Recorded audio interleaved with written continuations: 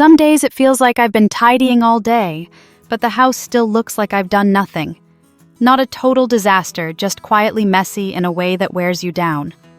There's always a basket of laundry waiting the kitchen counter, keeps collecting random stuff, and don't even ask what's been sitting in my bag for a week. I'm scared to look.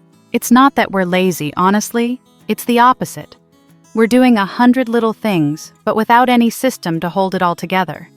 That's when the mess starts creeping in and everything feels a bit too much. So this video isn't about scrubbing your baseboards or decluttering your whole life. It's 15 simple systems, each one takes about 3 minutes, that help you deal with daily mess before it builds up. They keep laundry from piling, stop clutter from taking over your counters, and give you little wins that actually stick even on busy days. You don't have to do them all. Just try one today. Even a tiny shift can make tomorrow a bit easier. We're starting with something most of us carry every day but rarely clean out your bag. Go ahead, what's hiding in there?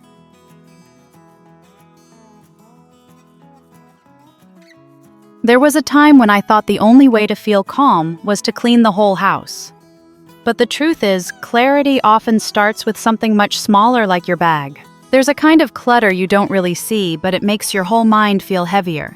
It's the stuff that builds up in your bag. Every time you reach in, your hand brushes something you forgot about: an old receipt, a half-melted snack, a broken hair clip you meant to toss. The more crowded your bag gets, the more scattered you feel. The fix. Take 3 minutes at the end of each day to reset your bag. Unzip it. Dump everything onto the table. Toss what you don't need: loose wrappers, receipts, expired coupons. If something needs to be restocked or washed, do it now. Put back only what belongs in a way that makes sense to you. Real example, I once found 4 pens, 2 crumpled tissue packs, and a crushed croissant wrapper in my everyday bag. I had no idea why any of it was there. But every time I tried to find my keys, I'd have to dig through all of that first.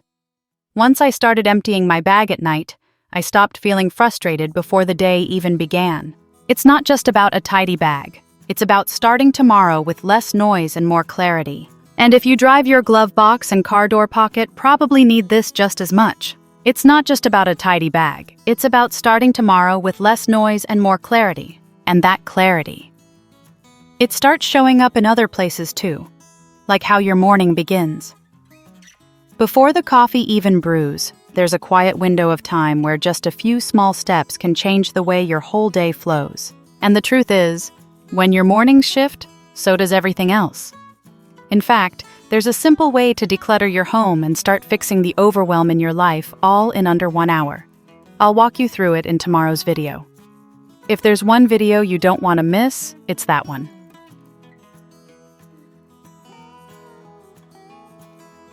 You don't have to wake up and fix everything at once. Let's start with just 3 minutes that change how your morning begins. Some mornings feel like you wake up already behind.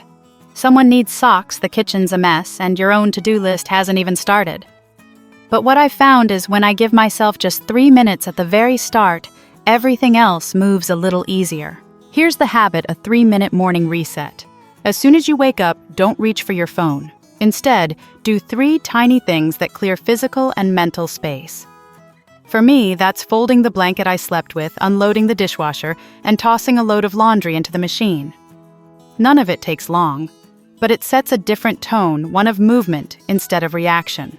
For example, I used to leave the dishwasher full and shut, promising myself I'd deal with it later. But later always came when I was rushing to cook or clean or host. Now I unload it first thing before coffee. It's become one of the quietest forms of self-respect in my day. These aren't chores, they're signals. They tell your mind you're steady, you're clear, and the day is yours to shape. And once your morning feels lighter, it's easier to look around and see the spaces that silently ask for your care, like the kitchen counters that catch every random thing throughout the day.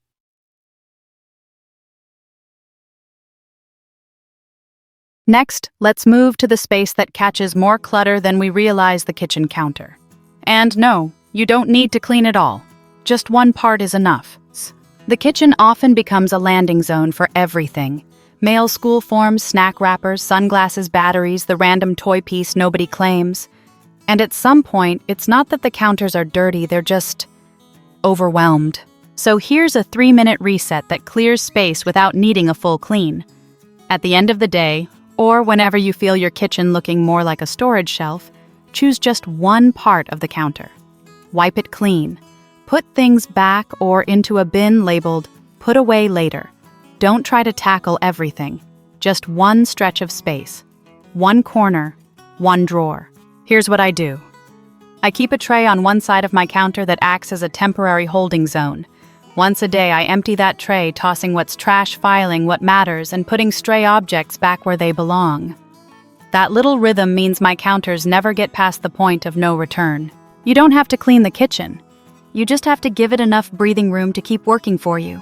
And when that space is clear, it makes it easier to look at another part of the home that often gets neglected: the car and everything we drag in and out of it.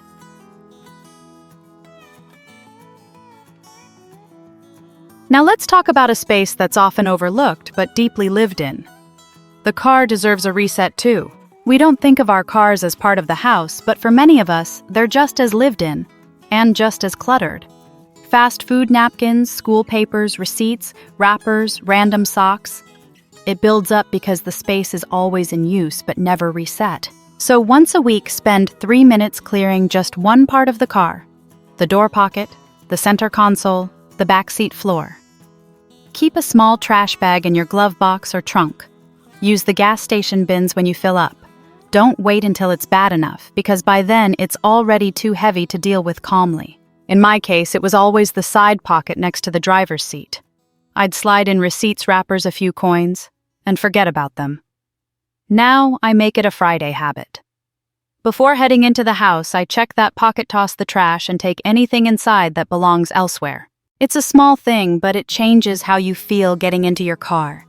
It makes space not just physically, but mentally. And when you step out of a clean car into your home, it's a good moment to keep that momentum going with just a few calm resets in the living space that collects the most chaos: the living room.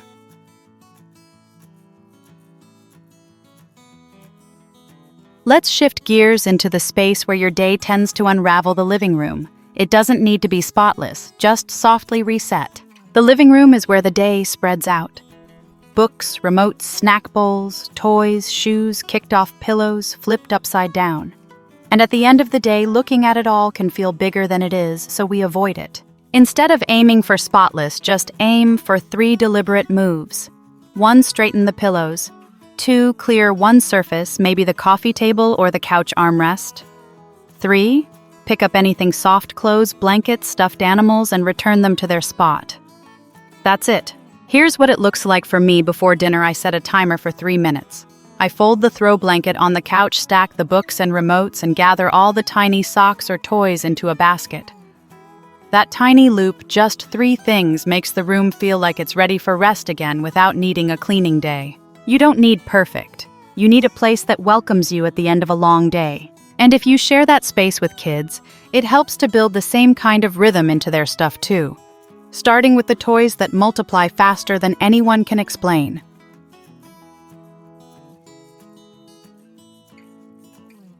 And if you have kids, you know that mess multiplies fast.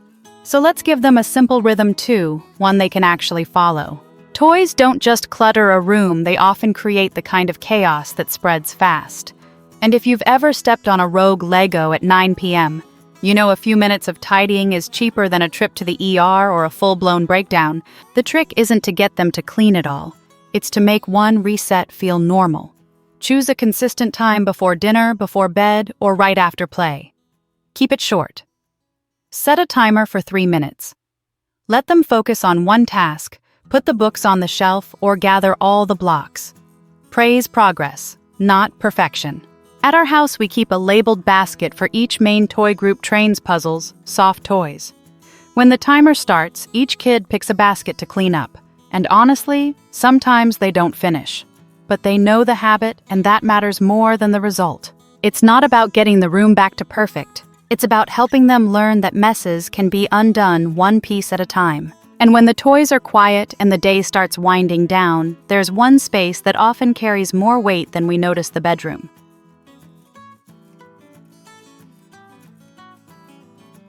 By evening, the living room might look calm, but your bedroom, that's where the clutter quietly weighs more. Let's give that space a reset that actually helps you rest. Your bedroom is supposed to be a place where you exhale.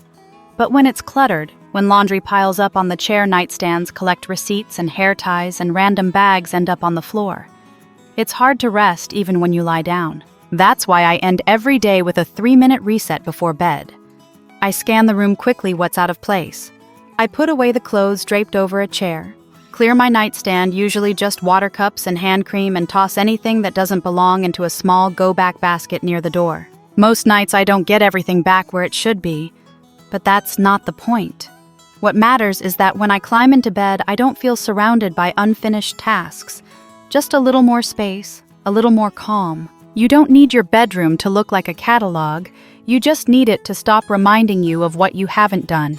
And when your space is quiet, your mind follows.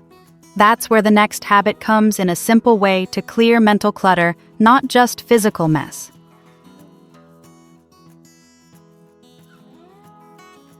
Even when your space is finally still, your mind might still be spinning. That's why this next reset isn't for the room, it's for your thoughts. Sometimes the room is quiet, but your brain isn't. You're in bed, lights off, and suddenly your mind starts reviewing emails you didn't answer, socks you didn't fold, things you forgot to say or say better. It's like your thoughts wait all day to jump in the moment you try to rest. That's why I give myself 3 quiet minutes to unload before the lights go out. I grab a small notepad by my bed and write down 3 things. Something I finished today, something I'm grateful for, and something I'll handle tomorrow. Nothing fancy, just a way to tell my brain, you've done enough for now. We'll pick it up later. Sometimes it's a full sentence. Sometimes it's just empty the dishwasher, warm socks, call the dentist. But once it's out of my head and onto paper, I sleep deeper. Not because the list is gone, but because I'm not the one carrying it. Rest isn't just physical, it's also emotional. And even 3 minutes of naming what's done instead of what's left makes a difference. And in the morning, when you get up again, your home has one job: support your day. That starts with the first few things you touch, like the counters, the fridge, or the sink.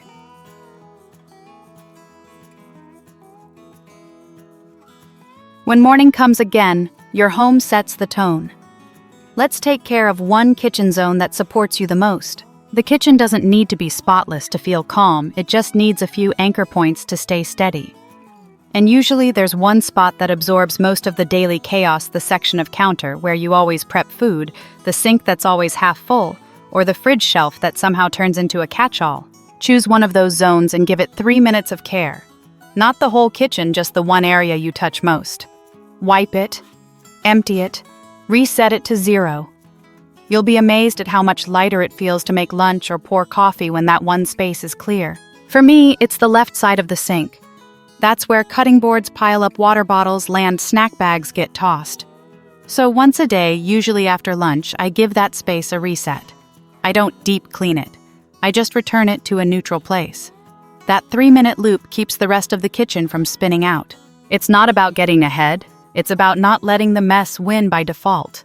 And once your hands are in motion, it's a good moment to deal with one of the easiest things to let go.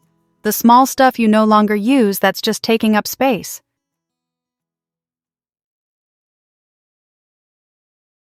As your hands move through the day, let your eyes start noticing what no longer belongs. Let's talk about a practice of letting go one small thing at a time. Clutter doesn't arrive all at once. It sneaks in a little at a time.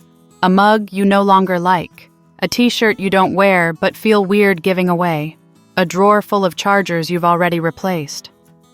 The problem isn't the stuff, it's that we stop noticing it. So once a week, spend 3 minutes letting go of a few things that no longer serve you. Keep a bag or box labeled "Donate" in a spot that's easy to reach, not hidden in the garage. When you come across something you're ready to release, just drop it in. And once a week, take a moment to empty that bag into the car or straight to a donation center. In my house, the donate basket lives near the back door. I walk past it every day. When I notice a scarf I haven't worn in 2 winters or a toy the kids outgrew, I don't hesitate, I know where it goes. It's not a purge, it's a practice. Decluttering doesn't have to be dramatic. Sometimes it's just being honest and ready in small doses. And while you're at it, there's one tiny area in almost every home that quietly collects the weirdest mix of things, the junk drawer.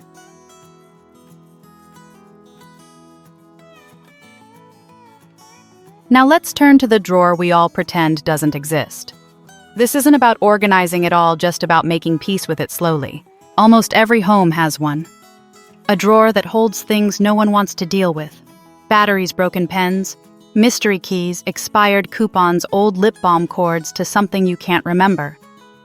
It's the place we stash decisions for later, until later becomes never. You don't have to organize it in one sitting. Just commit to 3 minutes each week. Open the drawer, toss one item you know is trash. Then choose one category: pens, take out menus, keychains, and sort it. That's it. Over time, what felt like a black hole becomes manageable. For me, it started with the rubber bands. I had dozens. I kept one small bunch and let the rest go. Then the dried up markers, then the receipts. Bit by bit, that drawer stopped feeling like failure and started feeling like progress. This kind of small, steady attention builds momentum.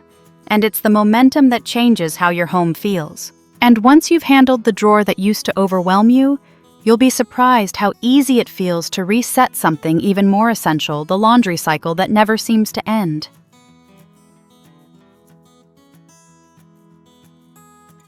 Some tasks don't take time, they just take rhythm. Laundry is one of them. Let's break it down together. Laundry isn't hard. It's just constant. That's what makes it feel heavy, the sense that it's never done, always lurking, always multiplying. But when you break it into tiny steps, it stops feeling like a monster and starts becoming just part of the rhythm. Try turning laundry into a series of 3-minute moments. One in the morning, toss a load in when pajamas come off. One after lunch, switch it to the dryer or hang what needs air drying. One in the evening, fold just what's dry and put it away. You're never doing all of it at once, but nothing's ever fully backed up either. In my home, I fold towels while the kids are brushing their teeth. I put socks away while waiting for the kettle to boil.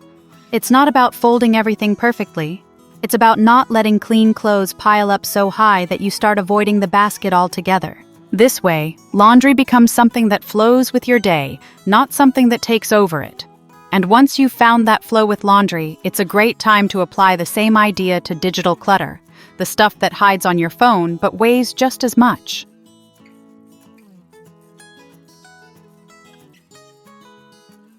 Now let's declutter something you carry all day, your phone. Because mental clutter can live in your pocket too. Not all clutter lives in drawers or corners. Some of it sits quietly in your pocket in the form of apps you never open, screenshots you forgot about, or 300 photos you keep meaning to delete someday. And even though you can't see the mess, you can feel it every time your phone feels chaotic, scattered, or slow. So turn random scroll time into 3-minute phone resets. Waiting in line. Delete blurry photos, sitting in the car.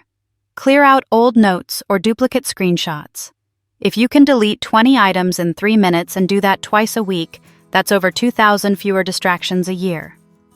Quiet progress adds up. I started doing this during bedtime routines. While waiting for my kids to fall asleep, I'd open my photo gallery and delete duplicates. Sometimes 5, sometimes 50. It never felt like a task, just a quiet way of making space. You don't need to be a minimalist. You just need less digital noise competing for your attention. And just like your phone needs a regular reset, so does your entryway, the first place. Clutter greets you when you walk through the door.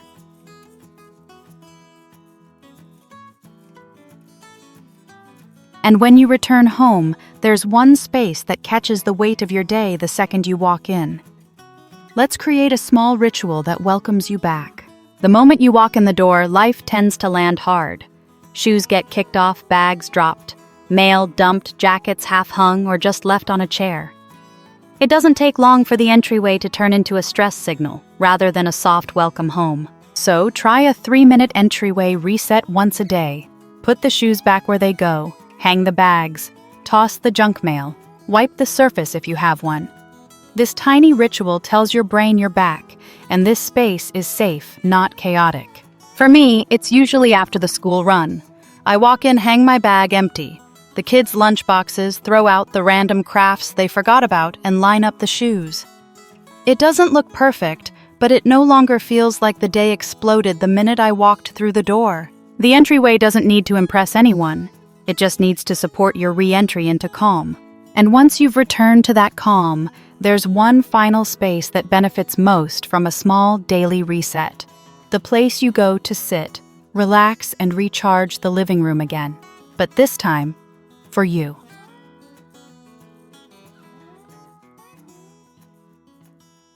And finally, let's create a space that gives back to you.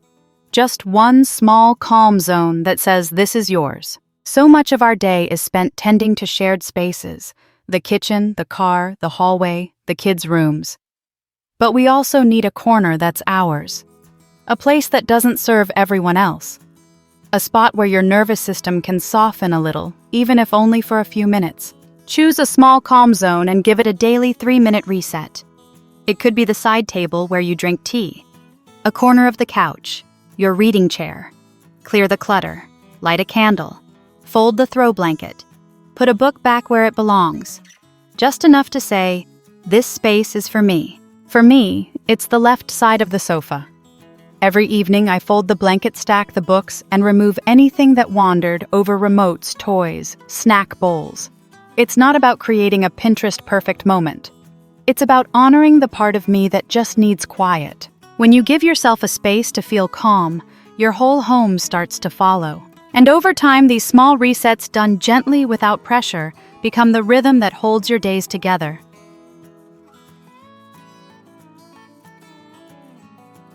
These are the 15 small systems I lean on not to keep a perfect home, but to keep it peaceful enough for real life. Just a few minutes repeated gently can shift how a day feels. If you've been craving a home that supports you, not one that drains you, try one of these resets this week. Just one. And if you want help decluttering specific spaces in your home, I've made a separate video that breaks it down room by room. You can watch it right after this. If this video helped you breathe a little easier, feel free to like or subscribe just so I know this kind of content is truly supporting you. You deserve a home that gives back. And if you're ready to take it further, to not just reset your space, but actually reset your whole life in the process, I've made something special for you. Tomorrow's video is all about how to declutter your home and fix the mental load that keeps piling up in less than 1 hour. It's gentle, it's clear, it's a shift you'll feel immediately. So don't miss it. Set a reminder, come back tomorrow, you'll be glad you did.